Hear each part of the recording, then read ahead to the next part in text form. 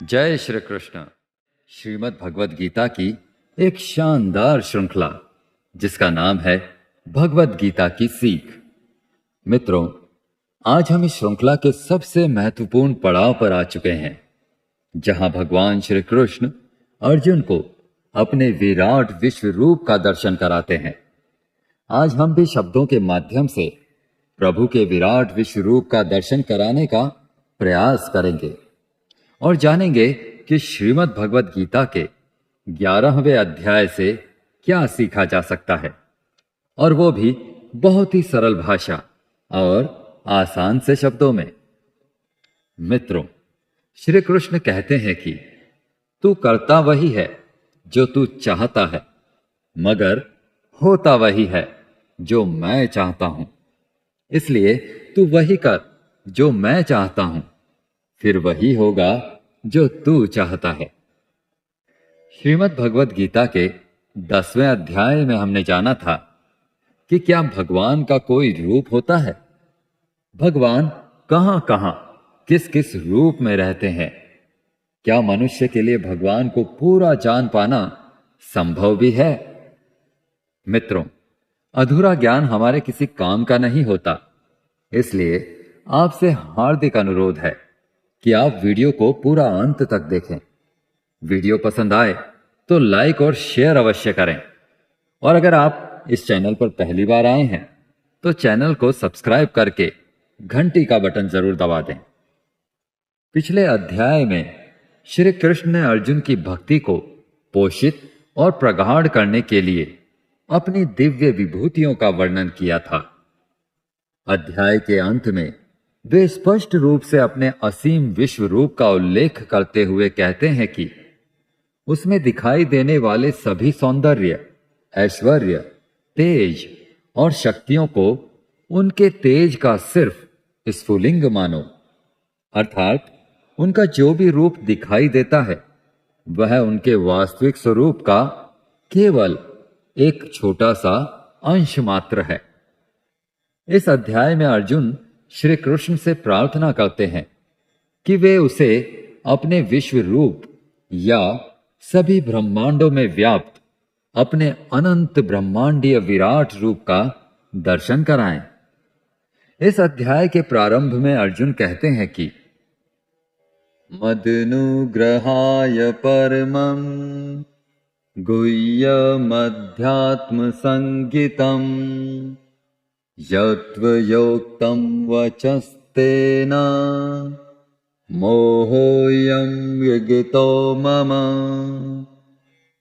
अर्थात अर्जुन ने कहा, मुझ पर करुणा करके आप द्वारा प्रकट किए गए परम गुह्य आध्यात्मिक ज्ञान को सुनकर अब मेरा मोह दूर हो गया है। अर्जुन भगवान श्री कृष्ण की विभूतियों को सुनकर और उसी प्रकार से परम पुरुषोत्तम भगवान के दिव्य स्वरूप को जानकर भाव विभोर हो गए, और उन्हें अनुभव हुआ कि अब उनका मोह भंग हो चुका है। उन्होंने स्वीकार कर लिया कि श्री कृष्ण न केवल उनके प्रिय मित्र हैं, बल्कि परम पुरुषोत्तम भगवान भी है। अब इस अध्याय के प्रारंभ में ही वे भगवान श्री कृष्ण द्वारा कृपा पूर्वक प्रकट किए गए ज्ञान को कृतज्ञता पूर्वक स्वीकार करते हैं। आगे अर्जुन कहते हैं कि मैंने आपसे सभी प्राणियों की उत्पत्ति और संहार के संबंध में विस्तार से सुना है। हे कमल नयन, मैंने आपकी अविनाशी महिमा को भी जाना है। हे परमेश्वर, आप वास्तव में वही हैं जिसका आपने मेरे समक्ष वर्णन किया है। किंतु हे परम पुरुषोत्तम, मैं आपके विराट रूप को देखने का इच्छुक हूं। सभी अप्रकट शक्तियों के स्वामी हे भगवान, यदि आप यह सोचते हैं कि मैं इसे देखने में समर्थ हूं, तब मुझे अपना अविनाशी विराट स्वरूप दिखाने की कृपा करें। इस पर भगवान श्री कृष्ण कहते हैं कि पश्य मे पार्थ रूपाणि शतशोऽथ सहस्रशः नानाविधानि दिव्यानि नानावर्णाकृतीनि च। अर्थात परमेश्वर ने कहा, हे पार्थ, अब तुम मेरे सैकड़ों और हजारों अद्भुत दिव्य रूपों को विभिन्न आकारों और बहुरंगी रूपों में देखो। श्री कृष्ण बोलते हैं, हे अर्जुन, सभी चर और अचर सहित समस्त ब्रह्मांडों को एक साथ मेरे विश्व रूप में देखो। इसके अतिरिक्त तुम कुछ और भी देखना चाहो तो वह सब भी मेरे विश्वव्यापी रूप में देखो, परंतु तुम अपनी इन भौतिक आंखों से मेरे दिव्य ब्रह्मांडीय स्वरूप को नहीं देख सकते हो। इसलिए मैं तुम्हें दिव्य दृष्टि प्रदान करता हूं। अब मेरी दिव्य विभूतियों को देखो। तब श्री कृष्ण अर्जुन पर कृपा करते हुए उन्हें अपनी दिव्य दृष्टि प्रदान करते हैं, जिसे प्राप्त करके अर्जुन परम पिता परमेश्वर श्री कृष्ण के शरीर में संपूर्ण सृष्टि का अवलोकन करते हैं। इसके बाद जो कुछ भी अर्जुन ने देखा वह वास्तव में उनकी कल्पना से परे था।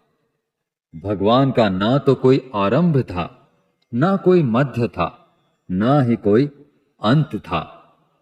उनके समक्ष भगवान अपने विशाल और अनंत रूप में प्रस्तुत थे। अर्जुन ने भगवान के दिव्य विराट रूप में असंख्य मुख और अनगिनत आंखों को देखा।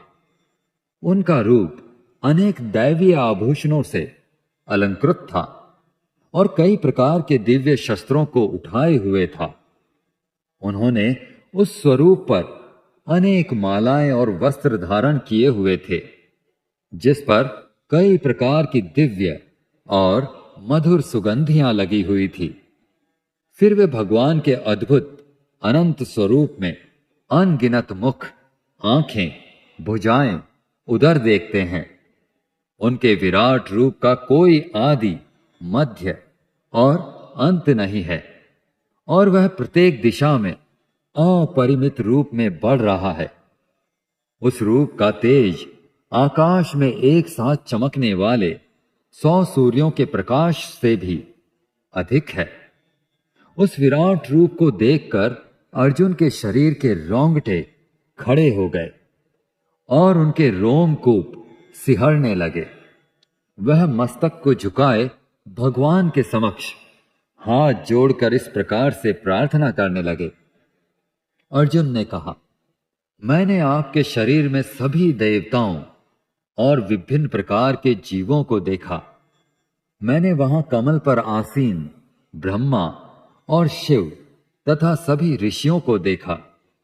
मैं सभी दिशाओं में अनंत भुजाएं, पेट, मुंह और आंखों के साथ आपके सर्वत्र फैले हुए अनंत रूप को देखता हूं। हे ब्रह्मांड के स्वामी, आपका रूप अपने आप में अनंत है। मुझे आपका कोई आरंभ, मध्य और अंत नहीं दिखता। मैं आपको परम अविनाशी मानता हूं। आप ही धार्मिक ग्रंथों द्वारा ज्ञात होने वाले परम सत्य हो। आप समस्त सृष्टि के परम आधार हो और सनातन धर्म के नित्य पालक तथा रक्षक हो। आपकी शक्तियों का कोई अंत नहीं है। सूर्य और चंद्रमा आपके नेत्र हैं और अग्नि आपके मुख के तेज के समान है, और मैं आपके तेज से समस्त ब्रह्मांड को जलते हुए देख रहा हूं। हे सभी जीवों के परम स्वामी, स्वर्ग और पृथ्वी के बीच के स्थान और सभी दिशाओं के बीच आप अकेले ही व्याप्त हैं। मैंने देखा है कि आपके अद्भुत और भयानक रूप को देखकर तीनों लोक भय से कांप रहे हैं। स्वर्ग के सभी देवता आप में प्रवेश होकर आपकी शरण ग्रहण कर रहे हैं और कुछ भय से हाथ जोड़कर आपकी स्तुति कर रहे हैं। महर्षि और सिद्धजन पवित्र स्तोत्रों का पाठ करके और अनेक प्रार्थनाओं के साथ आपकी स्तुति कर रहे हैं। हे सर्वशक्तिमान भगवान, अनेक मुख, नेत्र, भुजा, जांघें, पांव, पेट और भयानक दांतों सहित आपके विकराल रूप को देखकर समस्त लोक भय से त्रस्त हैं, और उसी प्रकार से मैं भी।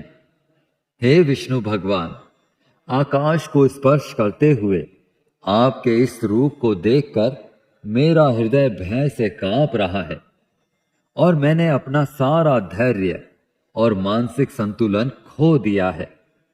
आपके इस विकराल रूप को देखकर मैं भूल गया हूं कि मैं कहां हूं और मुझे कहां जाना है। हे देवेश, आप ब्रह्मांड के आश्रयदाता हैं, कृपया मुझ पर करुणा करो। मैं धृतराष्ट्र के सभी पुत्रों को और उनके सहयोगी राजाओं और भीष्म, द्रोणाचार्य, कर्ण तथा हमारे पक्ष के सेना नायकों को आपके विकराल मुख में प्रवेश करता हुआ देख रहा हूं। इनमें से कुछ के सिरों को मैं आपके विकराल दांतों के बीच पिसता हुआ देख रहा हूं। जिस प्रकार से नदियों की कई लहरें समुद्र में प्रवेश करती हैं, उसी प्रकार से ये सब महायोद्धा आपके धधकते मुख में प्रवेश कर रहे हैं। जिस प्रकार से कोई पतंगा तीव्र गति से अग्नि में प्रवेश कर जलकर भस्म हो जाता है, उसी प्रकार से ये सेनाएं अपने विनाश के लिए तीव्र गति से आपके मुख में प्रवेश कर रही हैं। भयभीत अर्जुन श्री कृष्ण से उनके इस भयानक रूप की वास्तविकता को जानना चाहते हैं, जो कि उनके उस रूप जैसा नहीं था जिसे वह अब से पहले अपने गुरु और मित्र के रूप में जानते थे। अर्जुन ने कहा, हे देवेश, कृपया मुझे बताएं कि अति उग्र रूप में आप कौन हैं? मैं आपको प्रणाम करता हूं, कृपया मुझ पर करुणा करें, मैं आपको जानना चाहता हूं। इसका उत्तर देते हुए श्री कृष्ण कहते हैं कि वे काल के रूप में तीनों लोकों के संहारक हैं। वे घोषणा करते हैं कि कौरव पक्ष के महायोद्धा पहले ही उनके द्वारा मारे जा चुके हैं। तू तो सिर्फ उनकी मौत का एक कारण और निमित्त है। मारने वाला तो स्वयं मैं ही हूं। इसलिए अपनी विजय को सुनिश्चित मानते हुए उठो और युद्ध करो। इसकी प्रतिक्रिया में अर्जुन पुनः भगवान की प्रशंसा करते हैं और उनकी वंदना करते हैं। वे कहते हैं कि हे भगवान, आपका यह रूप देखकर अब मैंने जाना है कि क्यों योगी, महर्षि, देवता जैसी आत्माएं आपका पूजन करती हैं। आप तो सत्य और असत्य से भी परे हैं। आपके इस रूप का वर्णन करने के लिए मेरे पास कोई शब्द नहीं है। आप ही इस जगत के पालनकर्ता और विनाशक हो। आपको कोटि कोटि नमस्कार। मैं आपको हजारों बार और बार बार नमस्कार करता हूं। हे भगवान, आपको अपना मित्र मानते हुए मैंने धृष्टता पूर्वक आपको हे कृष्ण, हे यादव, हे प्रिय मित्र कहकर संबोधित किया था, क्योंकि मुझे आपकी महिमा का ज्ञान नहीं था।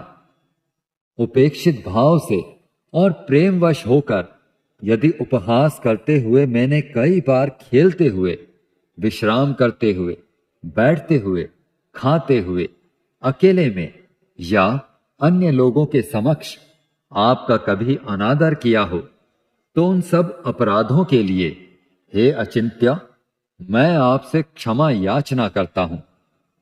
आप समस्त चर अचर के स्वामी और समस्त ब्रह्मांडों के जनक हैं। आप परम पूजनीय आध्यात्मिक गुरु हैं। हे अतुल्य शक्ति के स्वामी, जब समस्त तीनों लोकों में आपके समतुल्य कोई नहीं है, तब आपसे बढ़कर कोई कैसे हो सकता है? इसलिए हे पूजनीय भगवान, मैं आपके समक्ष नतमस्तक होकर और साष्टांग प्रणाम करते हुए आपकी कृपा प्राप्त करने की याचना करता हूं। जिस प्रकार पिता पुत्र के हठ को सहन करता है, मित्र अपने सखा को और प्रियतम अपनी प्रेयसी के अपराध को क्षमा कर देता है, उसी प्रकार से कृपा करके मुझे मेरे अपराधों के लिए क्षमा कर दो। पहले कभी ना देखे गए आपके विराट रूप का अवलोकन करके मैं अत्यधिक हर्षित हो रहा हूं और साथ ही साथ मेरा मन भय से कांप भी रहा है। इसलिए हे देवेश, हे जगन्नाथ, कृपया मुझ पर दया करें और मुझे पुनः अपना आनंदमय स्वरूप दिखाएं। श्री कृष्ण अर्जुन की प्रार्थना को स्वीकार करते हुए कहते हैं, हे अर्जुन, मैंने तुम्हारे आग्रह पर वह रूप दिखाया है जिसको आज तक कोई भी मनुष्य नहीं देख पाया है और ना ही कभी देख पाएगा। मेरे इस अनंत रूप को देखकर तुम ना तो भयभीत हो और ना ही मोहित हो। भयमुक्त और प्रसन्न चित्त होकर मेरे पुरुषोत्तम रूप को देखो।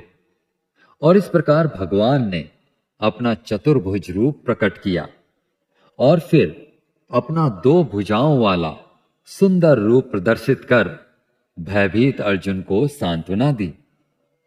अर्जुन ने कहा, हे जनार्दन, आपके 2 भुजाओं वाले मनोहर रूप को देखकर मुझ में आत्म संयम लौट आया है और मेरा चित्त स्थिर होकर सामान्य अवस्था में आ गया है। भगवान अर्जुन को बताते हैं कि अर्जुन भगवान के जिस विश्व रूप को देख चुका है उसका दर्शन करना अत्यंत कठिन है। उनके साकार रूप को न तो वेदों के अध्ययन द्वारा और न ही तपस्या, दान या अग्निहोत्र यज्ञों द्वारा देखा जा सकता है। लेकिन अर्जुन, मैं जिस रूप में तुम्हारे समक्ष खड़ा हूं उसे केवल विशुद्ध और अनन्य भक्ति से देखा जा सकता है और उसमें एकीकृत हुआ जा सकता है। वे जो मेरे प्रति अपने कर्तव्यों का पालन करते हैं, जो मुझ पर ही भरोसा करते हैं, आसक्ति रहित रहते हैं और किसी भी प्राणी से द्वेष नहीं रखते, ऐसे भक्त निश्चित रूप से मुझे प्राप्त करते हैं। दोस्तों, भगवत गीता के इस अध्याय से हम आज के समय में यह सीख सकते हैं कि अगर हम अपने जीवन में सच्चे मन और लगन के साथ मेहनत करते हैं तो हमें सफलता निश्चित ही मिलती है। मगर कई बार हमें अपनी सफलता को पाकर भी विश्वास नहीं होता। जैसे कि अर्जुन के लिए श्री भगवान का ये ज्ञान और महिमा प्रारंभ में तो अविश्वसनीय सी ही प्रतीत हो रही थी। जब हम पूरी निष्ठा से अपने कार्य में निमग्न हो जाते हैं तो हमें पता ही नहीं लगता कि हमने कितनी मेहनत कर ली, और जब सफलता हमारे सामने आती है तब भी लगता है कि यह तो बहुत बड़ी सफलता है, मैंने इतनी मेहनत तो की ही नहीं थी। और दोस्तों, यही महान लोगों का एक गुण भी है। वे मेहनत तो करते हैं लेकिन उनको यह भी आभास नहीं रहता कि वे कितनी मेहनत कर रहे हैं। यह उनके बड़प्पन को दिखाता है और यही उनकी सफलता का राज भी होता है। इसलिए जैसे अर्जुन को अपनी सच्चाई और निष्ठा के फलस्वरूप भगवत कृपा की प्राप्ति हुई, जो कि उनके लिए अकल्पनीय थी, उसी तरह हमें भी अपने परिश्रम का उचित फल अवश्य मिलता है। साथियों, आशा है आपको श्रीमद् भगवत गीता के 11वें अध्याय की यह सरल व्याख्या जरूर पसंद आई होगी। इस अध्याय से आपने क्या सीखा, हमें कमेंट करके जरूर बताएं। अगर इस वीडियो में मुझसे कोई भी त्रुटि या गलती रह गई हो तो मैं क्षमा प्रार्थी हूं। मिलते हैं जल्दी ही श्रीमद् भगवत गीता के 12वें अध्याय की ऐसी ही आसान और सरल व्याख्या के साथ। जय श्री राधे कृष्ण। राधे राधे।